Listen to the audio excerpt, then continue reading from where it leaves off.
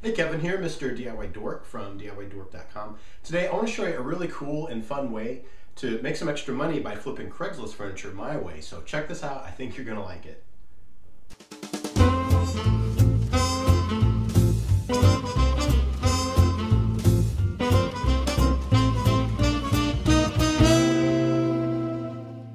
Alright, so if you actually made it through all like 300 million hours of video in this little tutorial series about flipping furniture, and you actually liked what you saw and you want to do this, I thought I'd make this little bonus video for you. And what I'm actually doing is showing you what not to do so that you don't screw it up at the end and lose customers and never get any repeat customers or anything like that. Because you've done a lot of work researching, finding the right piece, you've spent probably a day or two redoing it, and you got it all listed and all the good pictures, and now someone comes over to buy it. This is how to really screw it up. So I'm calling this the no-no list. Alright, so my first tip is don't stink up the place. And what I'm talking about is don't be cooking cabbage or frying bacon or even taking a dump right before the person comes over to check out the piece. Just because it's going to smell weird and it's going to be all kind of awkward and everything.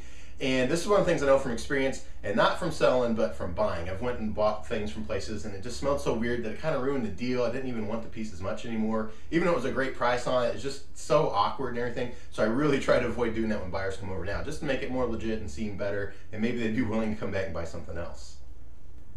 Alright, my second tip is to don't gross out the buyer. And this is kind of similar to the first one, but a little bit different. This is when the person comes over, don't make them like walk over laundry or like kitty litter boxes or whatever. Just clean up the place and make it a lot more legit and a better, business transaction. And this is also something I learned from experience. If you saw my is it this too much yellow video or something like that, I was talking about a table that I repainted white with a yellow top and everything. When I originally bought that table from someone off Craigslist, I went in, it was in their dining room, I checked it out, I said, okay, I take it, and they helped me carry it out. Well, when we carried it out, we had to go through the dining room, in their living room. And in their living room, I don't know why, but they had kitty litter boxes everywhere. They had a whole bunch of cats, and the smell was just horrendous. And it was like, I was walking backwards, so I was like trying to not step into all the kitty litter and all that kind of stuff. So don't just totally gross out your customers like that, Just, make it a lot more legit. You have better, return customers, even if you have to like put pieces in your garage or whatever, just to avoid these types of messes. Alright, my third tip is don't have dirty drawers. And no, I'm not talking about your underpants. I'm actually talking about your drawers. Clean out your furniture. Don't keep junk in the drawers. Don't keep junk in whatever. Clean it all out and have it ready to go so that when the person comes over and they make the deal, they can actually just pick it up and go.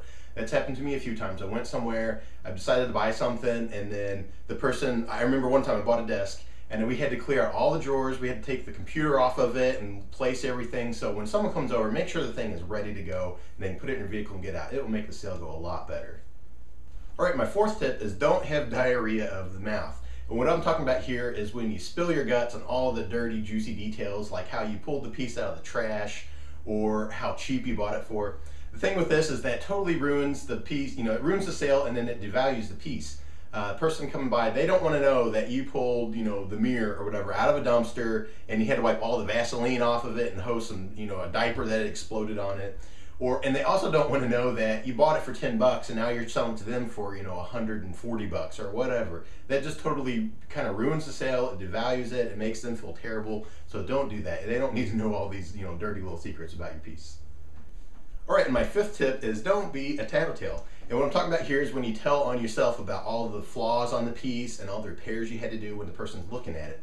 And this just totally ruins the sale and just really totally devalues the piece. And I was personally guilty of doing this when I first started because I was so enthralled with how, the transformation the piece went through that I would point out, oh yeah, it used to be cracked here and I painted this over and I had to tighten it up because it was wobbling loose. But over time I realized that the person's realizing that this thing was kind of junky when it started and you made it better, so they're wondering, well, is this thing going to fall apart again? Or why am I paying so much for this thing now? So that will totally ruin the sale, so don't tell on yourself. Alright, my sixth tip is don't be a delivery doormat. And what I'm talking about here is if you're willing to deliver and the person's asking, hey, can you deliver, make sure that you get a fee for it, or you at least get full price for the piece if they're trying to talk you down or whatever. So the thing here is you don't want the customer walking all over you and thinking they're getting this awesome deal. Let's say the price was $150, they work you down to $125, and then they ask if you can deliver, and you're like, oh yeah, sure, I'll take it to you because I'm gonna get some money. And then you drive and you spend 2 hours of your day taking it to them, delivering it, and then you go to another store to get some stuff on the way, and then you come back and you know, you spend all this time, this effort, and you didn't get paid for it. That's also part of the process. I mean, if you're willing to deliver, that is part of the job. You know, it's not just the sanding and painting and listing, it's also the delivering. So don't be doing it for free if you're willing to do that. And I would not go too far for it either. I'd make people come to you for the most part. All right, and then finally, my last tip is don't be unrealistic. And what I mean here is don't expect top dollar and fast sales every single time. That's just not how it works. And the thing is that you're really kind of working off the law of averages. Every once in a while, you'll list a piece, the price will be right on target, you're totally happy with the price, and they'll sell quick, you know, within a day or two, or maybe 3 days or so. But a lot of times, you have to kind of give in somewhere. You're either going to get your full asking price or really close to it, but you're going to have to wait for it. Or if you really just need to get your money back, you want to unload it, you're going to have to settle on a lower price. It's just how it works. So, I mean, it's not too big a deal. It'll all average out. You're still going to make a good profit. Some pieces are worth, you know, waiting on to get your money. Some are worth dropping just to get your money and go and move on to the next one. It will work out.